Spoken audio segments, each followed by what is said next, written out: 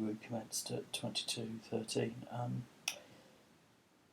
Sarah, can you reiterate to me what you said to the custody sergeant when you arrived at the station just now regarding the events on Tawfell Summit Plateau 2 days ago?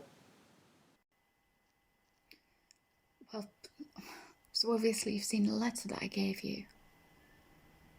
When I got back to Fell Lodge, it was still sat on the desk where I'd left it. Do you know the stupid thing? I was just embarrassed because it was so dramatic. All that about not being able to save himself.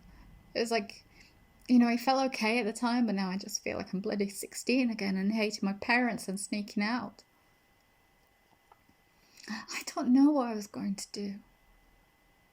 I'd never been to Tawfell before, and when we started out, the weather was amazing. Everyone could see everything. And there was always a kid wanting me for something, and I was just constantly like, I can't do this in front of them. There was one time, just after the anchor stone, I think, when I realised we were next to each other. Me and Mr. Myers, right at the back.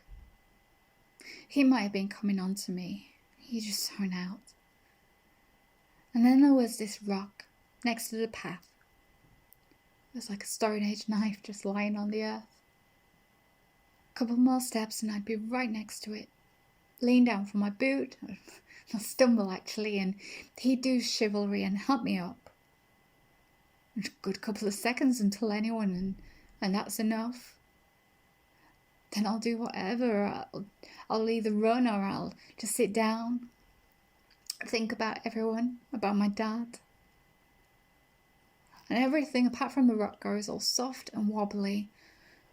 Just one more step, and then something touches me in the back.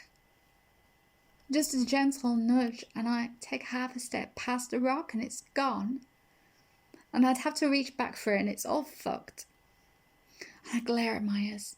I just assume it's him trying to do touching. But his nearest hand is on his binoculars, so it can't have been him.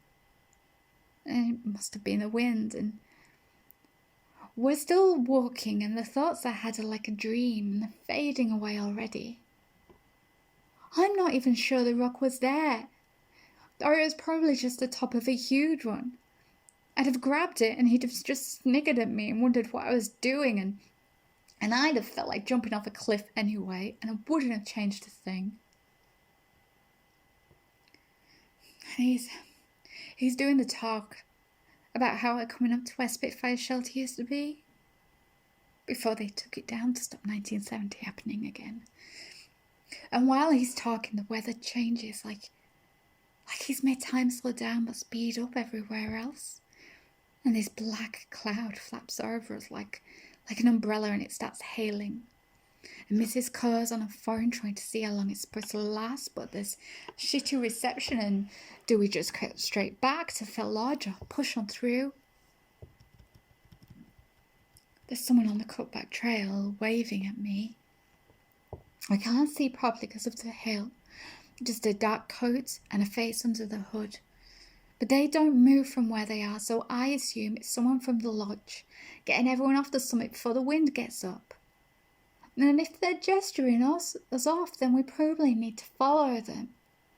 So I tell Mrs. Kerr, and she's having a freak out, looking everywhere, and then just says, okay, and we group the kids together and lead them off. I wonder where Myers is. I sort of expect a bollocking, and I kind of want to fight. Take it all out on him. Everything.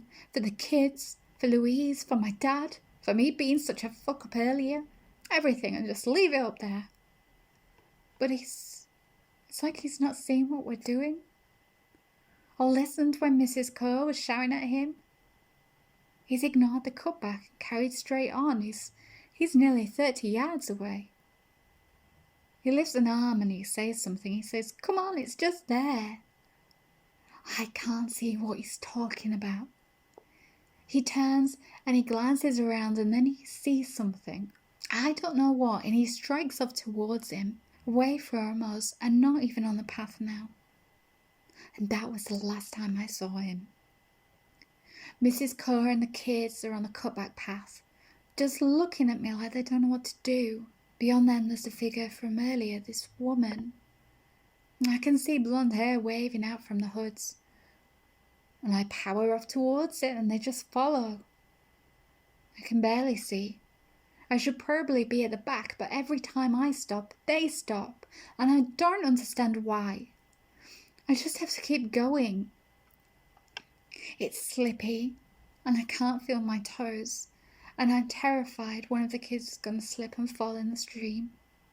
And I wipe the ice and freezing hair out of my eyes. And then there's a sign for Fell Lodge. 50 metres. I grab it and I don't let go until they've all passed me. And then we're inside and we're all okay.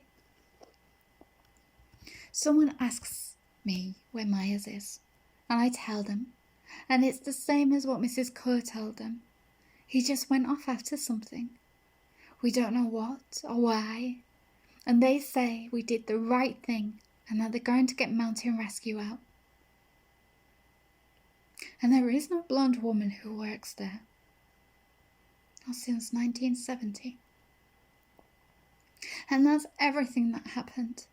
I found the note again while I was unpacking and I thought, what if anyone had seen it? I know it's nothing, really, but just in case. Because I feel like something was looking out for me.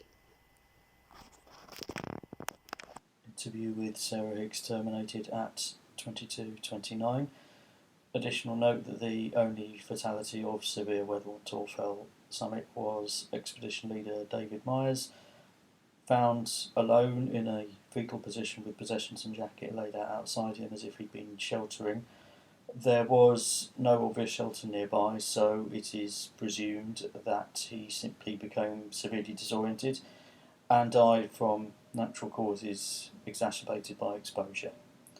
No obvious need for further action to be taken.